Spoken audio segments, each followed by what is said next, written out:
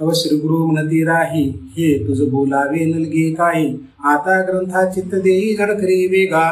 ज्ञानोबरायांनी जेव्हा श्रोत्यांचं कौतुक केलं, निवृत्तीनाथांचं कौतुक केलं की माझ्यावर कृपा असू द्या, आपला आशीर्वाद असू द्या, तुमच्या बोलण्यानंच मी बोलणार आहे, तुमच्या कृपेनंच मी बोलणार आहे. भरपूर कौतुक केल्यानंतर निवृत्तीनाथ स्पष्टपणे म्हणाले की आता हे पुरे कर तुझं बोलणं, आता गीतेकडे वळ, ग्रंथ सांगायला सुरुवात कर, हे तुझं बोलणं बंद कर, झटकन पटकन सांग.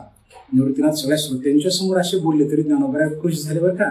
खरं म्हणजे असं कोणतरी बोलणारा असावा अधिकारवानांना, अन्यथा काय होतं, मी म्हणजे शहाणा असं माणसाला वाटतं, मी म्हणजे सर्वस्व असं वाटतं. पण घरातली वडीलधारी माणसं असतात, जसे की निवृत्तीनाथ ज्ञानोबरायांच्या बाबतीमध्ये होते, तसे आपले आई वडील आहेत, शेजारी पाजारी आहेत, गुरुजन आहेत, कोणी का होईना पण आपल्याला बोलणारा असावा, प्रसंगानुरूप आपला कान धरणारा असावा, म्हणजे आपल्यात अहंकार वाढत नाही, आपल्याकडनं चुका होत नाहीत आणि चांगल्या गोष्टीची जडणघडण चांगल्या प्रकारे होते, कुठल्याही प्रकारचं चुकीचं आपल्याकडनं घडत नाही. त्यासाठी वडीलधारी माणसं असावीत, बोलणारी असावीत. रामकृष्ण.